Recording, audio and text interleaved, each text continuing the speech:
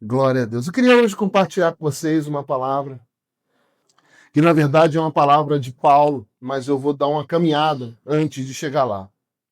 Eu quero falar sobre a glória de Deus e sobre vasos de barro. Quando a gente pensa na glória de Deus, a gente tem uma imagem de explosões, pelo menos deveria ser assim. De verdade, hoje, quando a gente fala de glória de Deus, eu sinto a glória de Deus. A gente logo lembra uma igreja com toda preta, com fumaça, ar-condicionado, um som gostoso. Porque muitas vezes a gente vai associar a glória de Deus a sensações. A gente pensa a glória de Deus como um bem-estar. Mas a glória de Deus bíblica, ela é estrondosa. A glória de Deus bíblica, ela é, fala comigo assim, assustadora.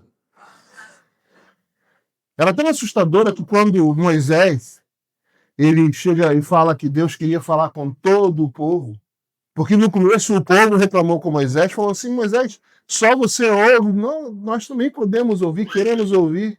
Só que na hora que chegou para ouvir deles, eles falaram assim, não, faz o seguinte, Moisés, você vai lá, ouve tudo, e depois você conta pra gente. Seja você a voz de Deus. Por quê? Porque a glória de Deus dava medo. A glória de Deus era tão pesada que quando o povo ia para a guerra e a arca chegava, por exemplo, quando a arca foi tomada no meio dos filisteus, numa guerra entre Israel e os filisteus, quando a arca chega no arraial, o povo celebra, vamos vencer. Por quê? Porque quando a glória chegava, eles tinham certeza de que Deus ia fazer alguma coisa. E o povo cristão falou assim: vamos dobrar a nossa energia, a gente vai ter que fazer força. Por quê? Porque vai ser difícil essa batalha. O Deus deles está no meio deles. Então a glória de Deus parece o que eles experimentaram nesse dia que eles não quiseram subir.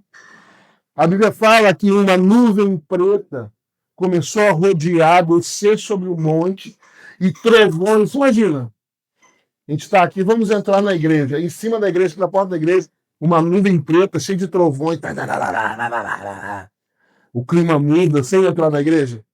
Falou, pastor, entra lá, ouve, vê o que Deus tem para falar. E depois você conta pra gente. A gente vai ficar aqui esperando nos carros com o ar-condicionado ligado. Porque a glória de Deus, ela assusta.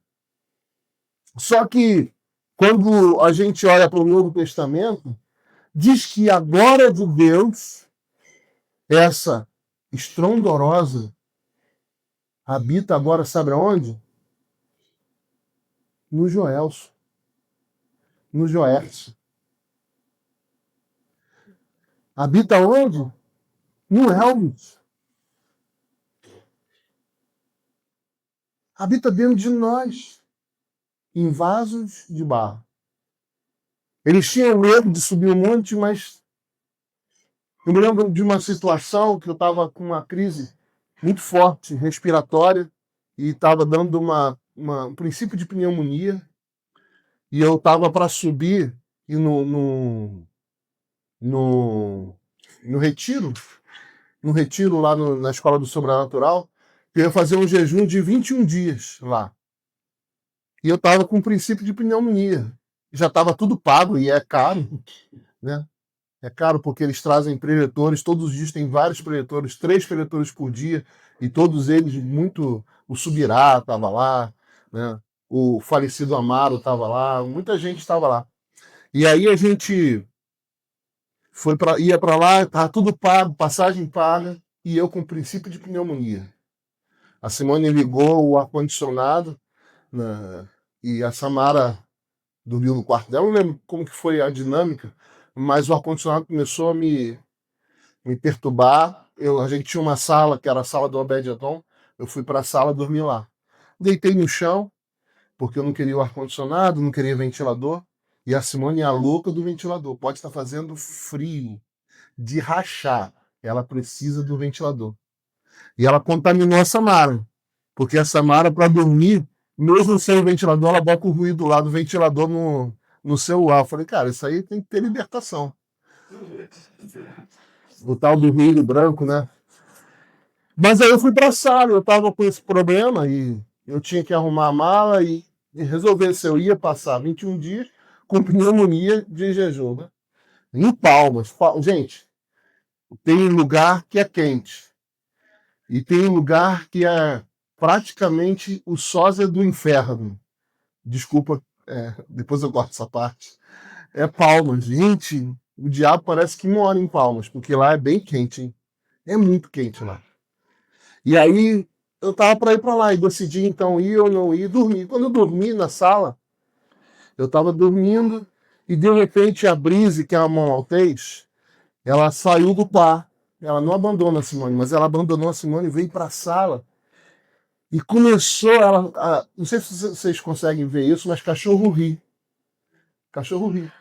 Então ela começou a rir, com a língua para fora, rindo assim, balançando o rabo, como, como se estivesse muito feliz. E ela começou a dar um latidinho assim de felicidade. E eu tentei levantar para poder parar a Brise. Quando eu tentei levantar para parar a Brise, eu não conseguia levantar, alguma coisa estava me impedindo de levantar. E aí a Brise subiu em cima de mim e ficou brincando com alguém em cima de mim. E eu não conseguia tirar ela, mas eu comecei a sentir uma coisa gostosa. E eu falei assim, cara, eu vou ficar aqui quietinho. Aí eu fiquei ali, a Brise feliz. E aí eu fiquei acordado e sentindo a Brise brincando e tal. Quando deu 6 horas da manhã, isso foi a madrugada toda. 6 horas da manhã, a Samara bate na porta do quarto e falou, pai, levanta, tem que me levar para o colégio. Eu não dormi, passei a noite toda com a Brise em cima de mim. Nessa hora, aquele negócio gostoso e pesado em cima de mim sumiu. A Brise foi, sentou no sofá, que a gente tem que ter a cadeirinha de alimentação, sentou, dormiu e eu tive que levantar. Eu levantei com uma sensação diferente, não percebi o que tinha acontecido, mas no longo do dia eu comecei a fazer coisas e aí eu percebi. Eu não tinha mais um sinal da pneumonia. Eu estava completamente curado. Naquele dia, eu recebi uma visitação da presença de Deus. E eu não estava no monte fumegando. Não havia fogo, não havia fumaça. Mas parece que naquele dia, o Deus que estava no monte resolveu entrar na minha sala. E isso é muito louco, você pensar que a glória de Deus é uma ruptura. Deus ele sai desse lugar majestoso e entra no lugar de muita intimidade. Gente, como que o kavod, a presença, a densidade, a plenitude de Deus pode entrar em pessoas como eu e você? Pensa comigo, a gente às vezes não valoriza o que pode acontecer com a gente. Lá em Hebreus, capítulo 12, versículo 29, fala que Deus, ele é fogo consumidor. Lá, 1 Timóteo 6, 15 e 16, vai falar que o único que é imortal e habita em luz inacessível é o Senhor. Porque a glória de Deus não é uma atmosfera emocional. Não é você se sentir bem, não é se sentir mal. A glória de Deus, ela esmaga a nossa realidade. A glória de Deus muda a nossa realidade.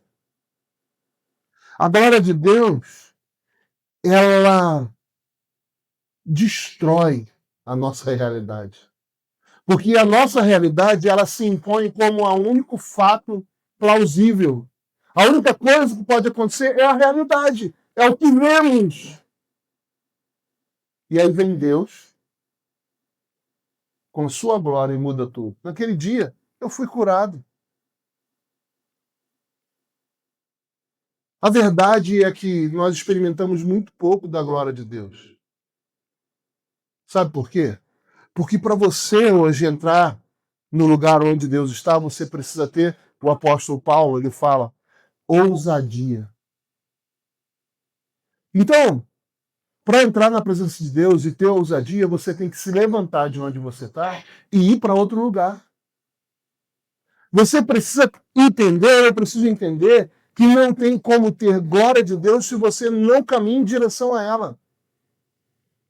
Então, a maioria dos cristãos hoje fica sentado como o Brasil.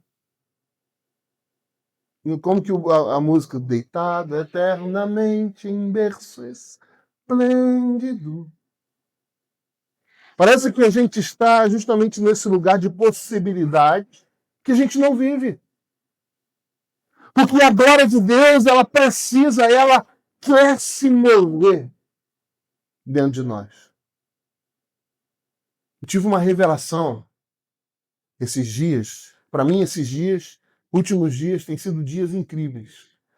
Porque toda vez que você consegue se enxergar e enxergar o que te prende, você começa a caminhar em direção aonde Deus quer te levar. E eu comecei a ver. Deus trouxe revelação para mim, por exemplo, em relação à minha arte.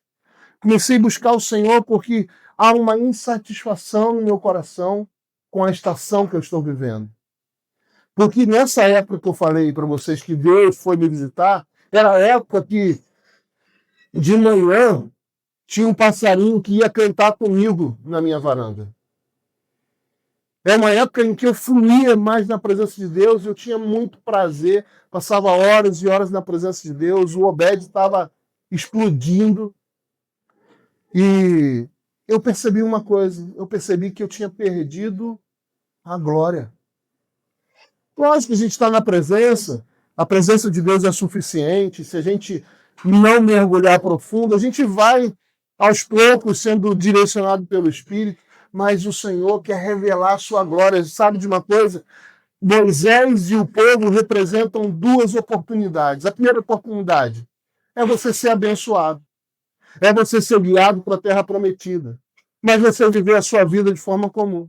E a segunda forma, que é a forma de Moisés, é você viver coisas sobrenaturais e trazer direção para toda a sua geração, através de revelações que você tem na intimidade com o Senhor. E hoje eu queria dizer para você que Deus está chamando você. Você, Joel. Você, Lila. É Vitória? Vivian. Por que eu chamo ela de Vitória? Porque é a Vitória do Azaf. Né? Então, ridículo que eu falei. É a Vivian, né? Vitória fica mais legal no meu coisa. Porque agora tem a função da Vitória, ó. Ia ficar mais bonito, né? Mas sobre a Vivian também, glória a Deus. Nada a ver com o que eu falei, mentira. Vivian me perdoa. Você tem muitas vitórias, Vivian. Amém. Deixa eu voltar, me perdi aqui. Ai, até me perdi agora. O que eu estava falando? A glória de Deus, ela pode transformar as nossas realidades. Deus está chamando você, isso que eu estava falando, para você experimentar algo novo de Deus. Ontem a gente foi num seminário de adoração, não entendi muito bem o que foi, eu acho que foi um retiro, mas foi muito legal, foi muito bom. Do pastor, né? Cheguei lá, meu carro quebrou, aí o irmão foi me pegar. Cheguei lá, os garotos já estavam lá, né? Chegaram na hora da comida. Você imagina como que estavam lá. Aleluia. O Elvis gritava, o Gelson pegou seu lugar. Rapaz, os caras comeram. E aí, lá, o pastor estava falando, e ele falou algo. Ele falou que ele estava orando e Deus falou com ele que ele ainda não tinha feito coisas no meio deles. Vocês se lembram disso? Porque o povo não estava buscando a presença de Deus. O que fazemos na igreja? A gente vai na igreja por alguns motivos. Porque a gente vai encontrar amigos, né? Família, e isso é uma coisa fantástica. Esse é um ambiente que a gente vive de amizade, de relacionamento aqui. Há prazer entre nós. E nós podemos nos ajudar, podemos ser família. Isso é muito bom. Vamos também para a igreja para ouvir a palavra, aprender da palavra, compartilhar o que Deus tem falado conosco, uns com os outros. Fantástico. Mas se a gente parar só aí, a gente vai ser igual o povo do deserto. O Senhor está falando assim, precisamos ir além. E quando ele falou isso, eu falei assim, gente, é isso. A gente precisa buscar ir em direção. Sabe, antes, a glória de Deus vinha através dessa estrutura. Mas a maior estrutura do Velho Testamento é o tabernáculo. E Deus se manifestava no tabernáculo ontem. Mas hoje ele se manifesta, fala comigo, ele se manifesta em vasos de barro. Fala para o seu irmão assim, você é um vaso de barro. Fala igual pentecostal assim, vaso de barro. Aleluia. Naquela época, no tabernáculo, as barreiras eram externas, nuvem densa, incenso, cortinas grossas, o templo físico. Mas hoje, a estrutura é moral. A estrutura que faz a glória, que comporta a glória, é moral. É você. Esse é um problema. Quando era numa estrutura física, era mais fácil. Você segue os ritos, você faz tudo certo, faz com a intenção correta, porque a intenção também naquela época já era importante.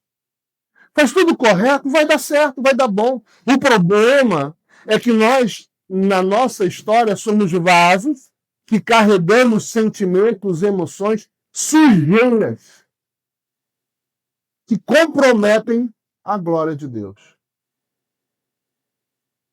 E aí, naquela época, as falhas rituais resultavam em morte. Nós vivemos uma época diferente. Eu estava ouvindo o John Bevere, eu acho que foi o John Bevere, falando sobre isso, que na história a gente vê algumas estações. Quando Nadab e Abiú oferecem fogo estranho, foi no momento de ascensão do tabernáculo. Quando tudo começa e a glória está forte, eles oferecem fogo estranho e são consumidos. Mas lá, depois de anos, quando a glória de Deus já não era algo tão palpável no meio do povo de Israel, você lembra do filho de Eli? Eles faziam sacrilégios, roubavam, traziam prostitutas para dormir dentro do templo. Eles já faziam o que queriam com a glória, com a suposta glória. E Deus não fez nada. O juízo demorou a chegar. Você lembra quando a igreja estava fervendo? O negócio estava quente na igreja que a gente chama de igreja primitiva. Mas os primeiros irmãos, se lembra de que ofereceram a oferta, qual é o nome dele? Que o casal, me lembra aí? Esqueci o nome dos dois. O casal oferece oferta e engana Paulo. Ananias e Safira. Obrigado, Kika. Tá vendo? Kika também é conhecimento. Enciclopédia aqui, cara. Quando eles oferecem diante de um momento onde a glória de Deus está palpável na igreja, eles são mortos, eles são fulminados.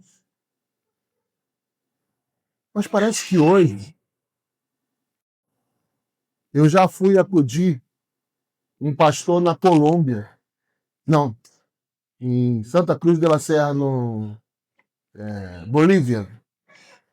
Na Bolívia, que ele traiu a esposa com a secretária da igreja, que era a profetisa da cidade. Imagina, que coisa linda. E eu fui lá acudir, e se sabe que ele fazia isso na igreja. E ele não foi fulminado. É porque quanto mais glória se manifesta, mais manifestação da glória acontece enquanto estamos vivendo. Quanto mais buscamos, mais achamos. Quanto menos buscamos, menos temos. Tem uma... Na igreja que o Joelson nasceu, na Assembleia de Deus, tinha um ditado. Quanto mais oração... Como que é, Joelson? Fala aí, você sabe. Fala, Joelson, você sabe. Quanto mais oração... Ah, viu como você sabe? Ele estava querendo... Ele não queria dizer para falar que ele não sabe. Quanto menos oração, menos poder.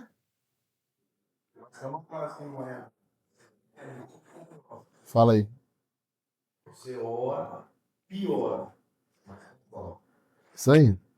Porque piorar não significa que... Você já viu quando você vai arrumar a casa? A casa está suja, você tem que arrumar. O que você tem que fazer primeiro? Tem que piorar a situação. Você tira tudo do lugar. Você já perdeu uma coisa no armário que você precisa achar?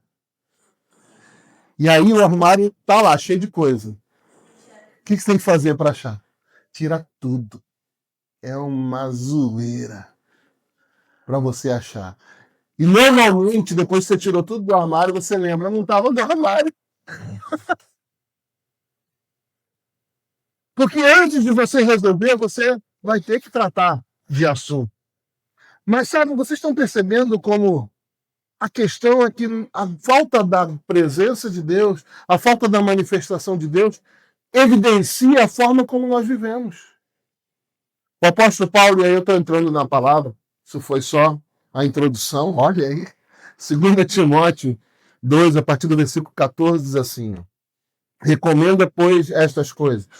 Dá testemunho solene a todos perante Deus, para que evitem contendas de palavras que para nada aproveitam, exceto para a subversão dos ouvintes.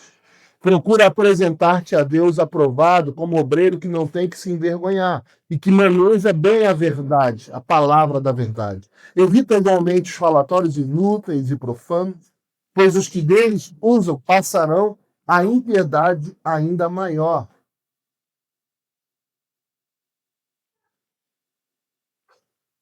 Entretanto, o firme fundamento de Deus permanece, tendo este selo: o Senhor conhece os que lhe pertencem. E mais, aparta-se da injustiça todo aquele que professa o nome do Senhor. Ora, numa grande casa, não há somente utensílios de ouro e de prata. Há também de madeira e de barro. Alguns para a honra, outros, porém, para desonra.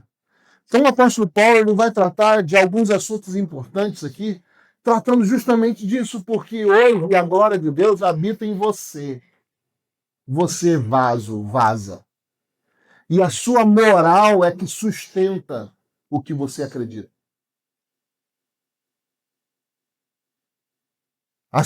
O seu caráter, as suas escolhas, as suas verdades sustentam ou não a glória de Deus.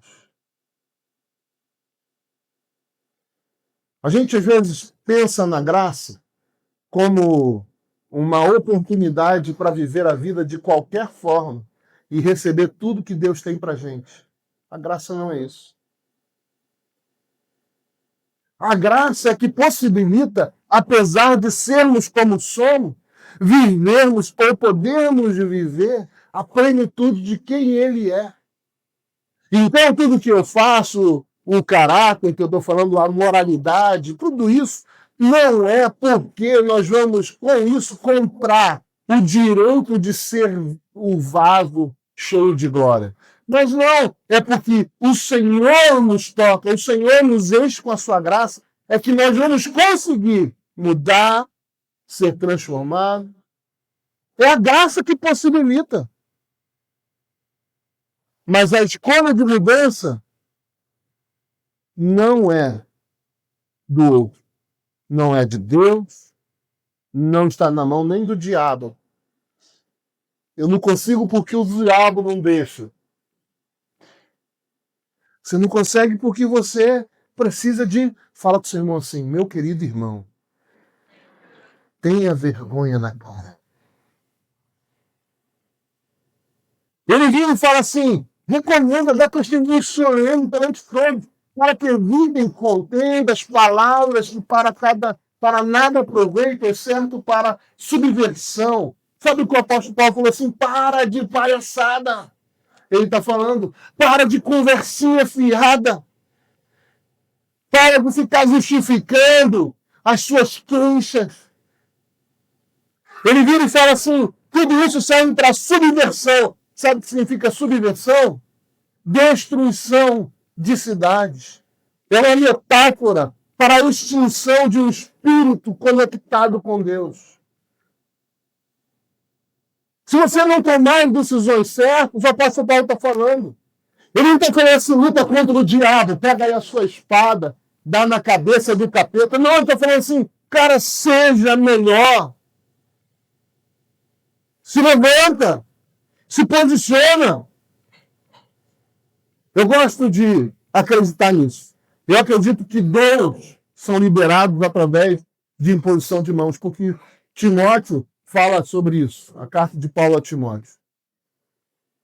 Mas antes, caráter não pode ser passado. Eu não posso orar por você e você vai ficar melhor. Não adianta, eu estou com um problema com a minha esposa, traz ela aqui que eu vou orar por ela. Ou o Senhor abençoa, muda em nome de Jesus. Ela vai agora, virou outra mulher. Não funciona assim. Ele está falando, para de palhaçada, para de conversa fiada. Você precisa guerrear contra isso. Você precisa lutar contra isso. Sabe por quê? Porque são essas pequenas coisas que racham os vasos que somos nós. Sabe, uma construção, ela não é destruída de uma hora para outra. Uma construção começa a rachar nas suas bases e são rachaduras pequenas. São pequenas coisinhas que vão crescendo, crescendo, crescendo, até que tem um colapso e tudo cai. A ruína espiritual no cotidiano é encomendada à prestação, através de falhas éticas silenciosas. São decisões erradas, são pensamentos, são coisinhas que vão roubando. E aí a gente não tem glória. Para ter a glória de Deus, você precisa consertar o vaso.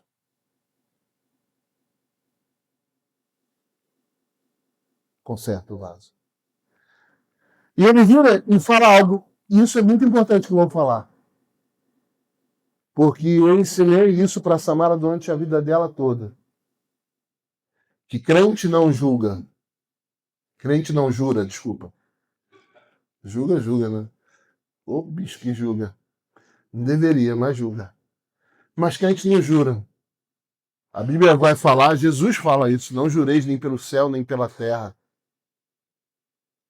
A gente precisa entender que o apóstolo Paulo aqui está dando uma instrução. Ele fala, você viu o que nós lemos? Olha só. Dá testemunho solene a todos perante Deus.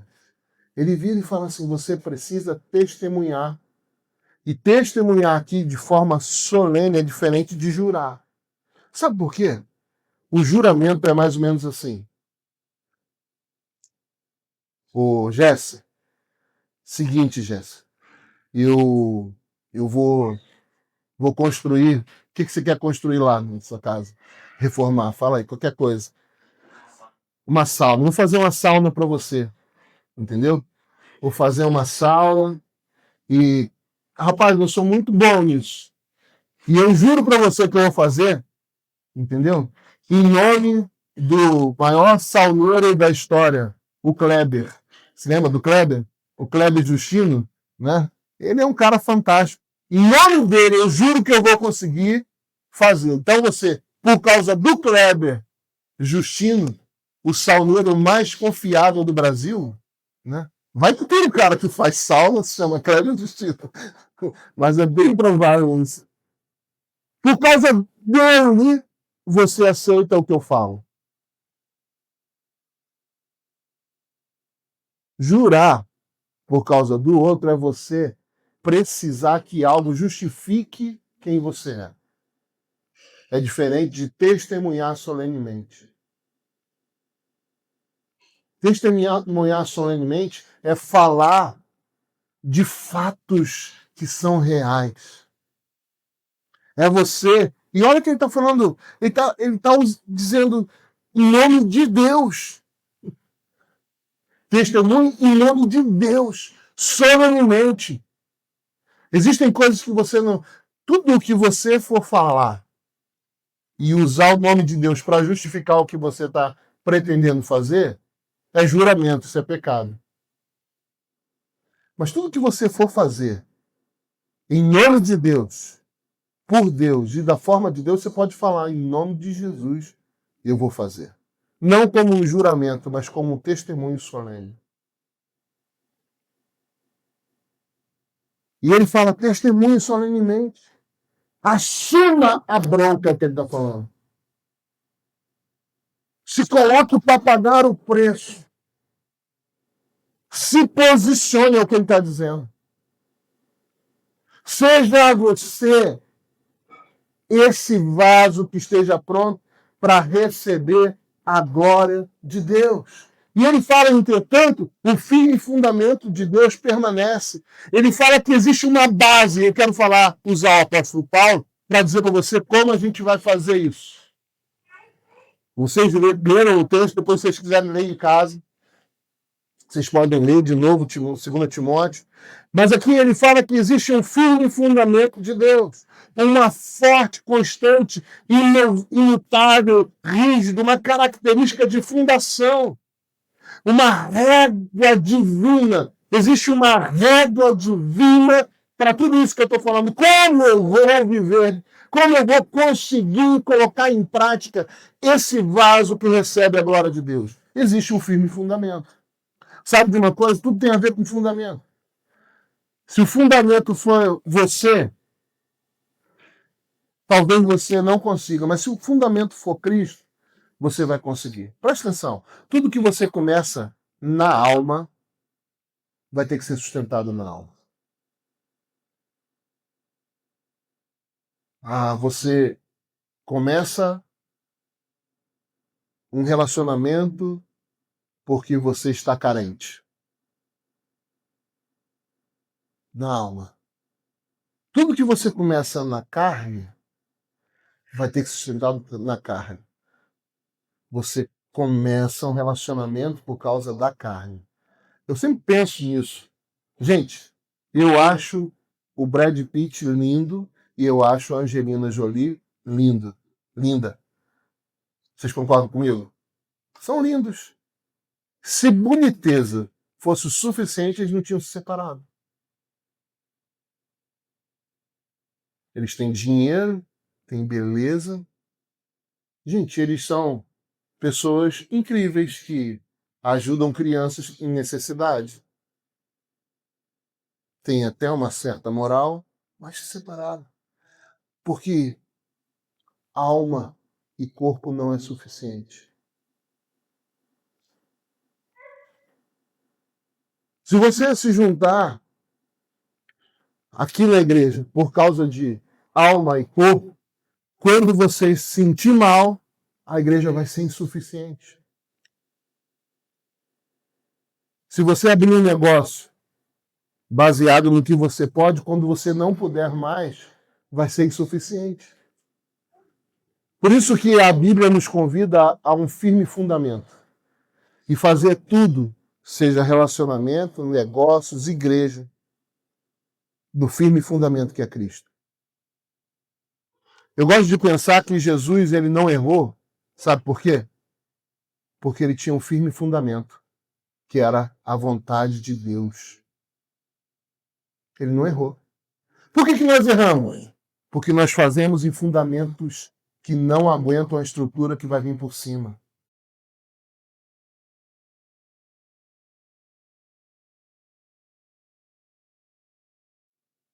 O Azaf, eu falei com o Azaf, vamos conversar sobre relacionamento, que está começando um relacionamento, então é preciso conversar sobre isso. Ele falou, pastor, vamos sim. Porque se ele entrar em qualquer relacionamento com a fundação no lugar errado, quando o peso do telhado chegar. O Gelson sabe disso. O Jesse também sabe disso melhor do que a gente. Se você não faz uma fundação certa e coloca um peso 3 vezes maior em cima de uma fundação que não aguenta aquele peso, o que acontece? O que acontece? Desmorona. E tem muita coisa na vida dos crentes que está desmoronando porque a nossa fundação, mesmo sendo cristã, não é Cristo. Vocês estão entendendo o que eu estou falando? Por isso, se você percebe uma fundação que ela está errada, corre e arruma, enquanto não cresceu as paredes. Para tudo e conserta. Essa semana a gente juntou no Ministério de Louvor para conversar, porque eu creio que a gente precisa de fundações. E eu quero dar parabéns somente para o Azaf na reunião. Porque ele foi o único que colocou o que a gente combinou. Ninguém mais colocou. Então, ó, fala assim comigo assim, gente, me ajuda. Para todos os outros componentes. A gente precisa estabelecer uma cultura, foi o que a gente falou na nossa reunião. E a nossa fundação precisa ser a palavra. Hoje está começando de novo, às 10 aulas. Por quê? Aline, eu falei com o Elvis. Elvis, a responsabilidade não é da Aline. É de quem? É do Elvis orar com o varão todos os dias. Fundamentos que constroem casas seguras. Essa semana, questionando Franklin, sabe quem vos fala? Eu descobri que existe uma fundação no meu relacionamento com a Samara que eu estava equivocado. Já falei com ela, Samara, a gente tem que sentar para conversar. Porque eu ensinei, através de padrões errados na minha vida, a Samara construir coisas erradas. E eu vejo que ela faz do jeito que ela aprendeu. Ela foi uma boa aluna. E a responsabilidade é minha. Fundamentos errados destroem casas bonitas. Você sabe de uma coisa? A casa, ela dá errado quando o fundamento está errado. Ela dá errado não é quando o fundamento é feito. Ela dá errado quando ela dá certo. Quem fala isso é aquele cara que a gente gosta, Milo. Não. O Júnior. Paulo Borges Júnior. Ele fala que uma casa ela dá errado quando ela dá certo. É quando você, depois de fazer uma estrutura pequena, que comporta pouca coisa, você constrói um palácio em cima dela. E ela cresce bonita, com coisas de ouro maravilhosas. Mas no momento da estrutura, aquilo maravilhoso, ruim. Deus não quer que você viva perdendo o que você constrói. Para isso você tem que rever a sua estrutura. E quais são os 2 passos do selo? Fala de 2 coisas. O Senhor conhece os que são, não apenas os que têm. E a santidade, né? Olha só, vamos ler o texto aqui, ó. Versículo 19. Entretanto, o firme fundamento de Deus permanece, sendo este o seu. Qual é o seu? O Senhor conhece os que lhe pertencem. E mais, aparte-se da injustiça, todo aquele que professa o nome do Senhor. Quais são os 2 pilares da nossa construção? Quais são as 2 fundações que nós precisamos ter para construir em cima? A primeira é identidade. O Senhor conhece os que lhe pertencem. É interessante isso. O Senhor, ele conhece os que são, não apenas os que têm. Sabe de uma coisa? Ele não está falando assim, o Senhor me conhece no sentido de te colocar numa gaiola. Não. Ele está falando assim, o Senhor tem uma identidade, Ele te conhece, Ele te dá nome, Ele te traz para perto, Ele tem um relacionamento com você. O Senhor, Ele conhece você. Para você ter um lugar onde a glória de Deus vem, o Senhor precisa te conhecer, te ter. Não é que Ele não conhece os outros. Conhecer aqui é o Senhor se relaciona. A fundação para uma construção que vai aguentar a glória é relacionamento com Deus. Ontem ele fez algumas perguntas lá, e ele perguntou aqui: quantos aqui jejuam pelo menos uma vez por semana? Não, ele falou uma vez por mês, sei lá. Uma vez por mês. E a maioria não levantou. Quantos aqui leem a Bíblia todos os dias? E a maioria não levantou. Isso me assustou. Porque o nível de busca que nós temos pela presença passa pela maneira como nós temos uma vida com Deus. Quais são as práticas que nós temos? De verdade. Aqui, os três mais antigos é eu, Joelso e a Mila. Aqui agora, né? Simone saiu, tá lá na... E nós já sabemos de muitas coisas. Nós três. Nós já vivemos tantas coisas, ouvimos tanta pregação. Eu acho que se a gente juntasse tudo que a gente ouviu, leu, em um livro, ele seria muito grande. Só que isso ainda não é suficiente para a gente estabelecer um relacionamento com Deus. É preciso de todos os dias. É preciso de se relacionar com Ele. Qual é o fundamento de uma construção que vai dar certo? Primeira coisa, eu preciso que o Senhor me conheça. Uma coisa é Ele saber quem você é. Uma coisa é Ele saber a seu respeito. Outra coisa é Ele passar tempo com você porque você quer. A Samara, ela gosta de levar pessoas para tomar café em cafés. É. E na cabeça dela isso é se relacionar. Então, quando ela quer me alegrar, ela fala: pai, vou te levar para tomar um café, não sei o que lá. Nananana. Normalmente é um lugar que você come mal e paga muito.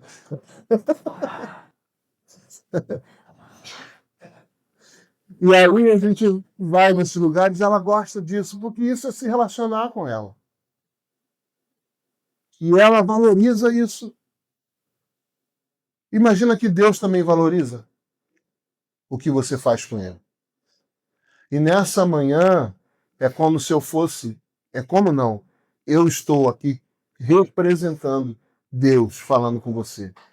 Eu quero que você me conheça e eu quero conhecer você. Eu quero passar tempo. A segunda coisa é a manifestação, aparta-se da justiça. Sabe o que ele está falando? A santidade como uma revolta. Apartar-se, apartar da injustiça é você rejeitar a injustiça. É você se posicionar contra a injustiça. É você abandonar tudo aquilo que não coincide com o que Deus acha. Seja claramente, nitidamente, se posicione contra tudo aquilo que é injustiça. Vocês conhecem a história daquele, quando eu trabalhava no Palácio da Cultura, e tinha um amigo meu, e ele era casado, tinha uma filha, e eu também era casado, e tenho uma filha, né? E também tenho a filha ainda, graças a Deus. E a gente estava parado, e tinha uma moça muito linda, com um corpo escultural e com muito pouca roupa. Não tinha roupa, ela estava praticamente nua. Uma roupa muito pequena e um corpo. E aí ele olhou para ela e falou assim: uau! Aí ele falou não sei o que, eu não lembro direito o que ele falou, mas se eu pego, não sei o que lá, e falou. Aí eu falei assim: poxa, rapaz, imagina amanhã sua filha ali nessa condição e alguém falando isso dela. Você ia gostar desse cara? E a sua esposa, ela ia amar esse tipo de comentário seu, né? Aí falou: pô, pastor, assim só me quebra.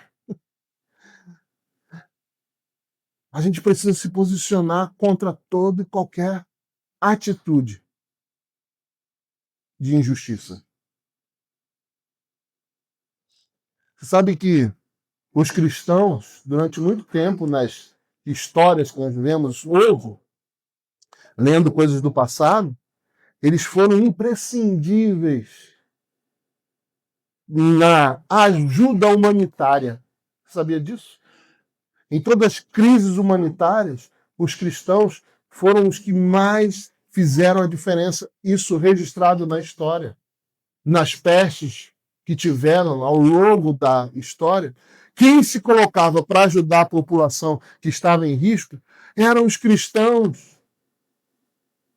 Porque nós precisamos nos posicionar contra qualquer injustiça, seja ela de qualquer âmbito. Isso faz com que sejamos uma estrutura para a glória de Deus. Primeiro, se relacionar com Ele, práticas espirituais.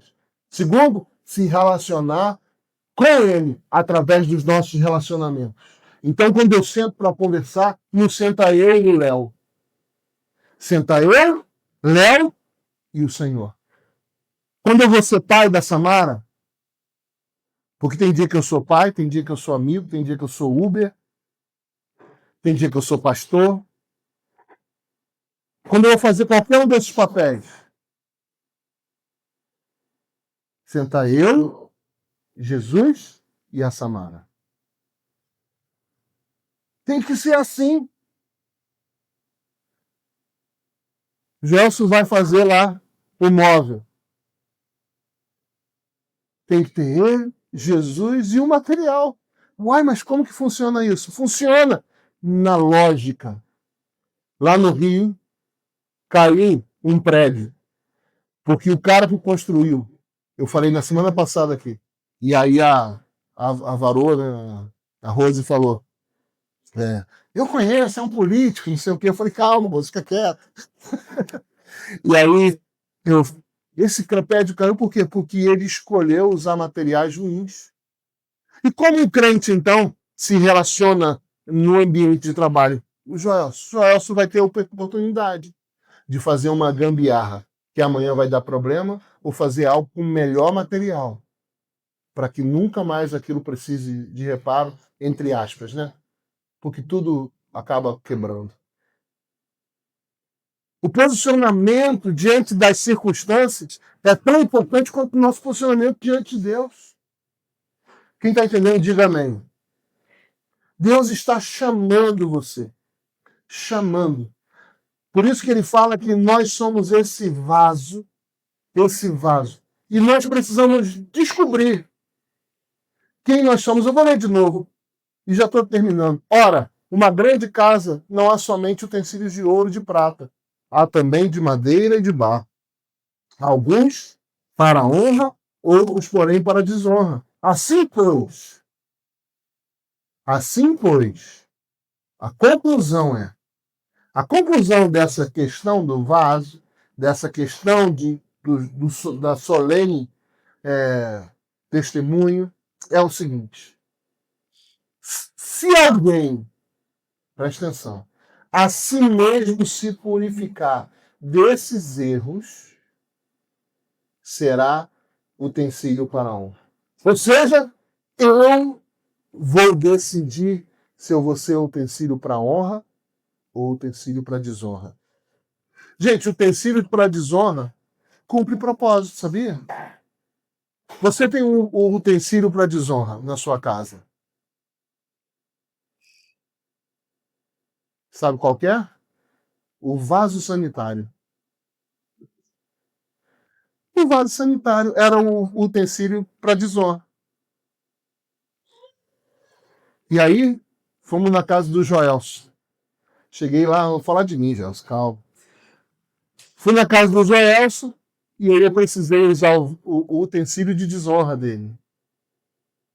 Foi difícil, porque nesse lugar você joga fora o que não presta. Quem você vai querer ser na casa do Senhor? Um vaso de honra ou um vaso... Agora a palavra vaso tem um novo sentido, né? O vaso de honra ou o vaso de desonra? O que você vai querer ser? E ele fala que o que nós precisamos fazer é purificar-nos para nos tornarmos um vaso de honra. Sabe, o vaso de honra e o vaso de desonra tem a ver com Israel e Moisés de novo. Moisés representa o vaso de honra e Israel o de desonra. A motivação primária dos vasos de desonra são as promessas. O vaso de desonra, ele está preocupado, como Israel estava preocupado, que desse tudo certo. Moisés não. Moisés queria Deus. E onde está isso? Na história. Toda vez que apertava, o povo falou assim, queria voltar para o Egito. Apertava e falou assim, é lá que era bom. Toda vez que a promessa demorava para se cumprir, eles queriam voltar de onde eles saíram. Moisés não. Moisés queria a presença de Deus. Chegou um momento onde Deus falou assim, Moisés, presta atenção. O povo não quer a bênção? O povo não quer se dar bem? O povo não quer a promessa? Ok, Moisés, eu vou dar a promessa para o povo. Faz o seguinte, fala para o povo que eu vou mandar um anjão. Esse anjão poderoso vai na frente e vai destruir todos os inimigos cananeus. Eu vou dar toda aquela terra para você. Vai ser fácil, Moisés. Vocês não vão precisar fazer muita coisa. Eu vou mandar esse anjo é forte, vai dar a solução. Vocês vão ter todos os seus problemas resolvidos. Imagina, o verdadeiro Resolvex. Um comprimido muda a sua história. Foi o que Deus falou. Só que avisa o povo que eu não vou com vocês mais, tá, Moisés? Só vai o meu anjo. E o que Moisés falou? Senhor, se o Senhor não for, eu não vou. Gente, sabe o que Moisés estava falando? Eu prefiro ficar no deserto. Eu prefiro ficar passando perrengue com a tua presença do que entrar na terra prometida e viver tudo aquilo que eu sonhei sem a tua presença. Eu até brinquei quando eu falei disso outra vez aqui, que se Deus tivesse pedido para o povo, falado para o povo, eu vou mandar um anjo na frente, vou abençoar vocês, mas eu não vou estar com vocês. O povo ia falar assim, poxa Deus, obrigado mesmo, valeu o seu coração puro, brigadão, tamo junto, Deus. Porque eles querem a promessa, eles querem as bênçãos. A motivação do vaso de desonra é primária, é promessa, é ser protegido. Moisés não queria a presença.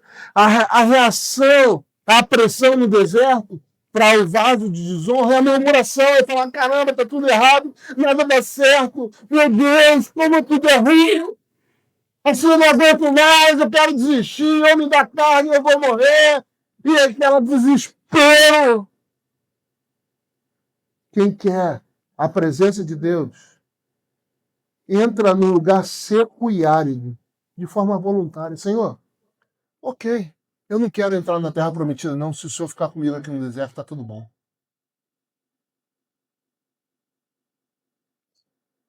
Essa semana, uma coisa simples.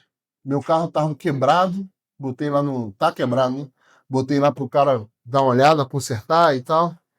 E eu fiquei a pé. Meu computador, a Apple deu um bug no sistema.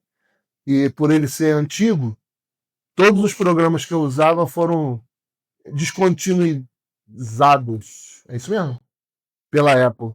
Eu não conseguia entrar em lugar nenhum. E aí, não conseguia trabalhar, porque tudo que eu faço está no computador. Estava sem carro. Se eu tivesse com dinheiro, eu ia lá e comprava um computador novo, né? Não tinha o que fazer. E eu fui para a presença, comecei a orar, orar, orar. E veio assim na minha cabeça soluções. O Senhor começou a colocar soluções, soluções, soluções. Eu comecei a resolver coisas. Deus começou a abrir as portas. Se lembra do velhinho que bateu no meu carro? Né? Tem que desamassar lá atrás ainda. Mas o velhinho, essa semana, quando o carro quebrou, ele me ligou e falou assim, vê quanto que é o conserto para eu poder pagar, né? Aí eu falei, vai pagar à vista? Ele falou, vou pagar à vista. Cara, no dia certo que o meu carro estava entrando para o conserto. Vou ficar com o carro amassado um pouquinho mais, mas pelo menos vou pagar a parte do conserto. E aí o Senhor falou assim, olha isso e isso na internet. Eu olhei o meu amigo Gemini. Vocês conhecem o Gemini? Gente boa. Ele começou a me ajudar e eu comecei a descobrir as saídas. Tinha um computador que eu trouxe para você mexer, né? Que é outro também Mac, que estava parado, já não funcionava, estava morto. Ressuscitei ele, coloquei o último sistema nos dois, está tudo liberado, tudo lindo. Em vez de eu murmurar, em vez de eu guerrear, em vez de eu desistir das situações, eu fui para Deus. E Deus foi me ensinando o que fazer. Gente, às vezes a gente pensa assim que o relacionamento com Deus tem a ver com a igreja. O relacionamento com Deus tem a ver com a vida.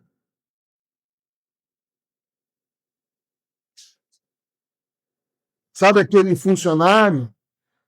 Sabe aquela situação? Você pode aprender em Deus qual é a saída.